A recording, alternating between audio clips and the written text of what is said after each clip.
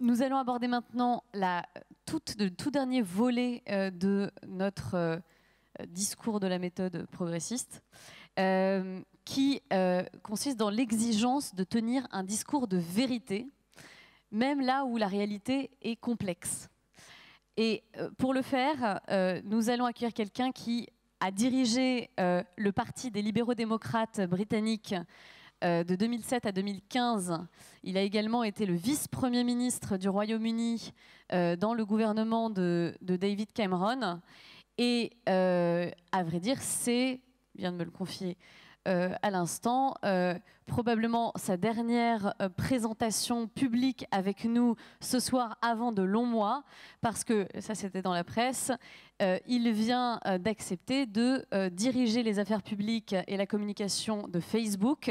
Je vous demande d'accueillir Sir Nick Clegg.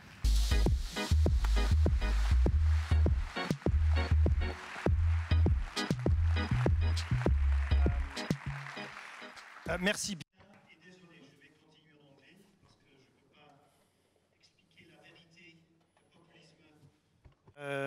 Dans le cadre de ce qui arrive en Europe dans 14 minutes 38, 37, 36 secondes en français.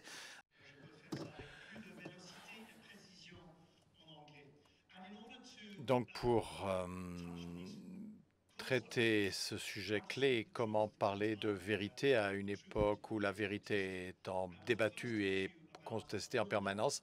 D'abord, j'ai construit d'un maçon que j'ai rencontré un jour à Sheffield, dans le nord de l'Angleterre. Ensuite, je veux dire quelques mots sur l'un des grands intellectuels français, l'anthropologiste structuraliste Lévi-Strauss. Et ensuite, je vous parlerai de l'importance de la photographie. D'abord, le maçon. Le 22 juin 2016, à environ 6 heures du soir, 18 heures, j'étais à l'angle d'une rue, ce qui était à l'époque ma zone électorale de Sheffield, une vieille ville industrielle dans le sud du Yorkshire. Et j'étais là, à l'angle, au coin de la rue. C'était la soirée avant le référendum du Brexit, avec beaucoup d'amis européens, pro-européens, anti-Brexit. On était à l'angle de la rue, on avait des ballons, on avait des petits documents, et donc on était à l'endroit, à l'arrêt d'un bus où les gens rentraient chez eux après le travail. Et n'oubliez pas qu'il y a un référendum demain, voter, etc., etc. Et à un stade, j'ai vu ce type un peu costaud, avec des tatouages partout, qui me faisait signe de l'autre côté de la rue en souriant. Et je le connaissais parce que j'avais aidé une de ses filles quelques années auparavant, en tant que membre du député de sa constitution. Donc, elle avait des problèmes de cognitifs, et je l'avais aidé à rentrer dans une école. Donc, j'ai traversé la rue, je lui ai dit salut, salut, et comment tu vas voter? Qu'est-ce que tu vas voter demain? Il m'a dit Brexit, bien sûr. Mais non, non, je lui ai dit, mais sûrement pas, pourquoi? Il m'a dit, en fait, il m'a dit la première chose qu'il m'a dit, non, non, t'inquiète pas, tu vas gagner de toute façon. Ce qui était un petit point, quelles étaient les attentes, vous voyez, dans la façon dont les gens votent. Et puis ensuite, il a dit, mais quelque chose qui véritablement ne m'a jamais oublié, vraiment a eu un impact sur moi. Il m'a dit, mais Nick, allons, toi et moi, on se connaît depuis, je t'aime bien, tu es un bon député, mais comment tu peux pas t'attendre à ce que moi, j'accepte de rester comme si tout devait rester pareil. Et il était un artisan, maçon, qui avait grandi à Sheffield. Et il m'a dit, c'est pas de ma faute. C'est les banquiers qui nous ont emmerdés en 2008. Aucun n'est en prison. Vous, les politiciens, vous dites que tout va mieux. En fait, les régulateurs dormaient et ils ont échoué dans leurs fondamentaux. Et c'est des gens comme moi qui payent pour ça. Pendant 8 ans, depuis 8 ans, depuis la crise financière, c'est nous qui payons. Donc, et je travaille de plus. Je n'ai jamais autant travaillé autant, et je gagne moins d'argent, comme plein de gens, donc, ou les mêmes nombres d'heures pour moins d'argent. Tous les mois, j'ai un peu moins d'argent pour mes parents, pour mes enfants, pour la façon dont je veux m'occuper de ma famille. Et vous avez tout planté, et donc je ne vais pas dire que tout va bien et on doit continuer comme ça.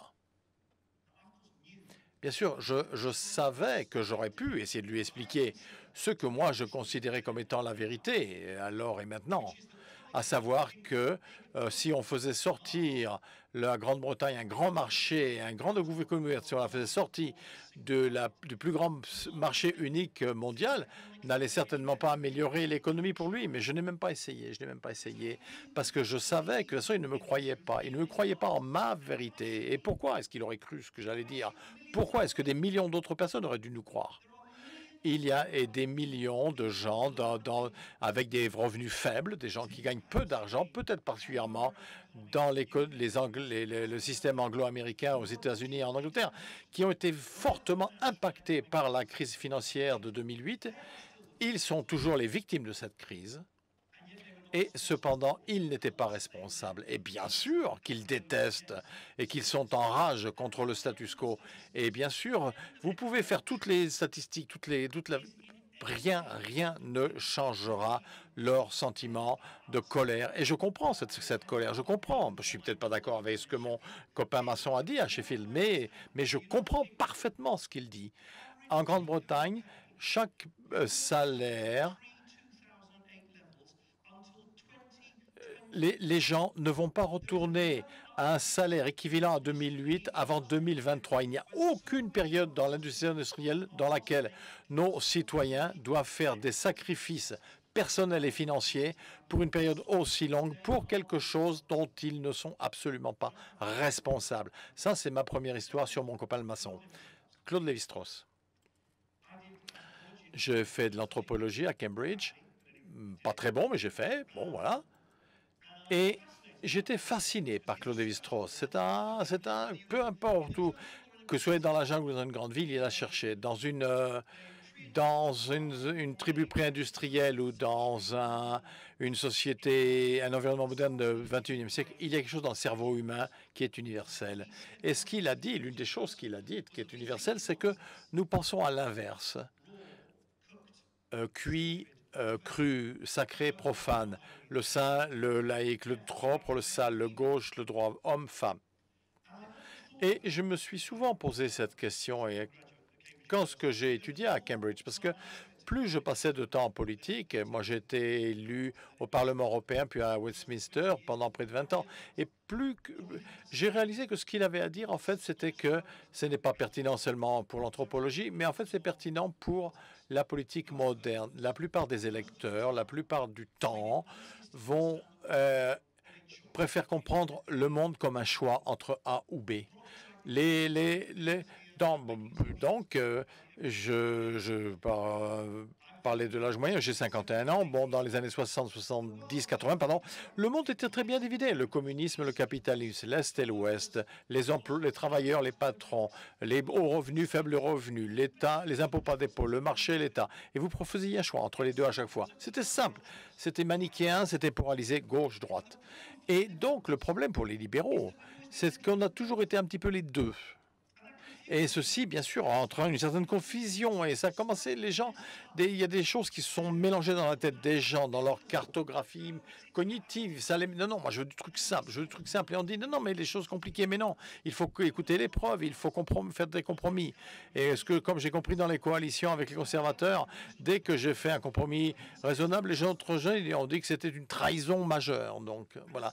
Et donc, ça poursuit. Et la leçon de Lévi-Strauss, où lorsque l'on pense à la politique comme ceci, c'est la suivante. D'abord, le compromis, est certainement dans les gouvernements, est inévitable. Et en tant que libéraux, nous ne devons pas éviter d'expliquer aux gens que la vie n'est pas toujours deux choix simples.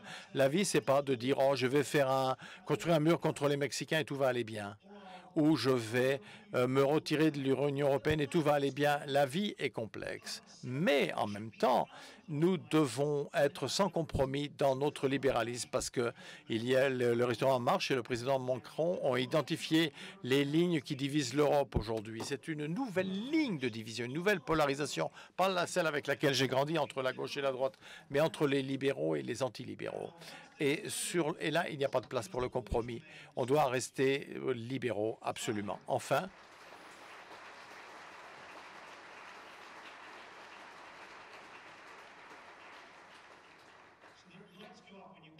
Donc, vous voulez la lumière, c'est un jeu, continuez à applaudir, ils vont mettre la lumière. Voilà, faites voir. Ah ouais, c'est génial. Ah, très bien, c'est bien ça.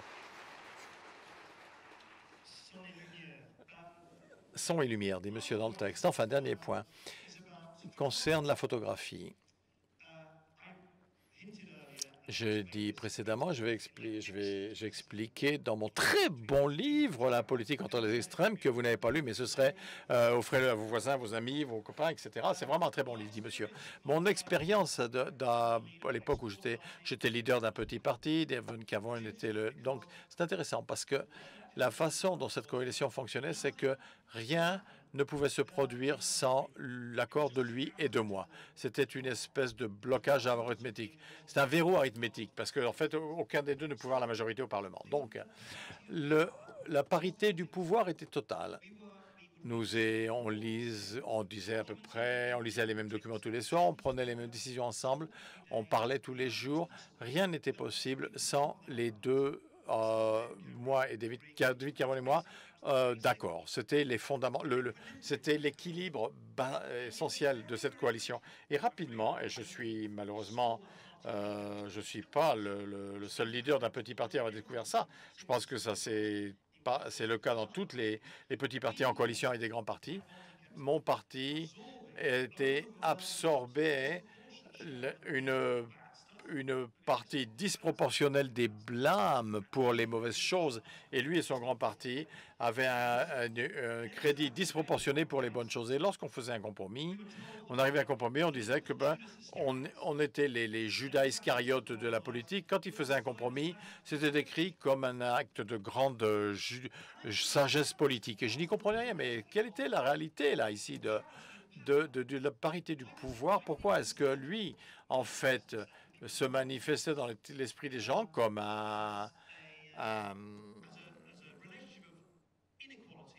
dans une relation d'inégalité, alors que d'une certaine façon, je faisais tous les compromis, je brisais tous mes principes, je violais tous mes principes. Il y a plusieurs raisons politiques, mais je suis convaincu que l'une des raisons principales, c'est que la photographie, en raison de l'image de notre travail ensemble, personne ne nous a jamais vus nous disputer dans les réunions. Personne ne nous a jamais écoutés dans nos conversations téléphoniques. Je lui disais non, ou j'insiste sur ce point-là. Personne ne voyait les réunions du Conseil des ministres où je gagnais un argument et lui le perdait. Tout ce qu'il voyait, l'image la plus visible de toutes, c'était qu'au moment des questions au Premier ministre, cette pantomime que l'on a pendant une demi-heure tous les mercredis à Westminster, entre 12 et 12h30, Damien Cameron était là, debout, comme le mâle alpha de sa tribu, derrière le pupitre, et moi j'étais silencieux à côté de lui. Très souvent, et j'étais en fait assez mal à l'aise et pas très content, parce que je me disais que j'aurais pu dire les choses beaucoup mieux que lui, mais je ne pouvais pas dire, non, attends, c'est pas ça, c'est moi j'ai mieux. Donc l'image que les gens avaient de notre collaboration, c'était non pas la parité, mais moi qui étais assis, silencieux, et je me suis aperçu, mais c'était beaucoup trop tard pour faire quoi que ce soit, mais après 3 ans de coalition, je me suis dit que peut-être j'aurais dû passer à une autre partie du Parlement pour sortir de la photo, mais ce que j'ai observé lorsque j'ai parlé aux gens de public, c'est qu'ils disaient, mais ils n'écoutaient pas de ce que je disais, rien sur cette telle ou telle politique ou cette victoire. Ils disaient, mais pourquoi tu étais assis là, tranquille à côté de lui? Tu ne te lèves pas, tu parles pas, littéralement et métaphoriquement. Ce que j'ai tiré de cela, c'est ce que nous savons, c'est que le pouvoir de l'image. Mais ensuite, une autre chose que j'ai apprise et que tout le monde a appris, si pas immédiatement en politique, certainement ils l'apprennent avec le temps, c'est que nos yeux, nos cœurs sont des organes beaucoup plus puissants de la façon dont les gens vont décider de la politique plutôt que leur tête et leur bouche. Souvent, on utilise notre cerveau pour rétro-adapter une explication logique pour ce que nous dit notre cœur. Et je me suis aperçu de ça en permanence en politique. Quelle que soit l'explication que vous donnez, ce que vous pensez être la vérité, quelle que soit votre explication par la tête et la bouche, les compromis, et si le cœur pense autre chose, si les yeux voient autre chose, qui est cohérent avec ce que sent le cœur, oubliez, c'est pas la peine, ça ne marchera pas, votre version de la vérité n'aura strictement aucun poids. Donc, dans la 1 minute 18 secondes qu'il me reste, ma conclusion, c'est les suivantes. à une période de populisme et de polarisation, si nous, libéraux, ne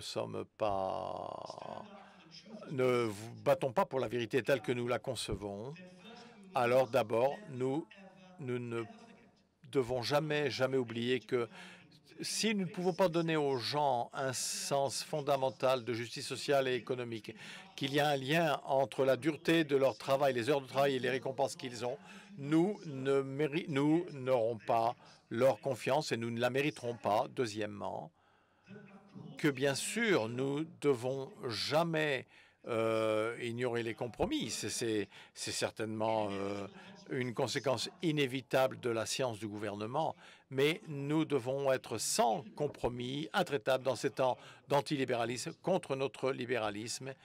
Et enfin, ne restez pas silencieux à côté de votre opposant. Merci.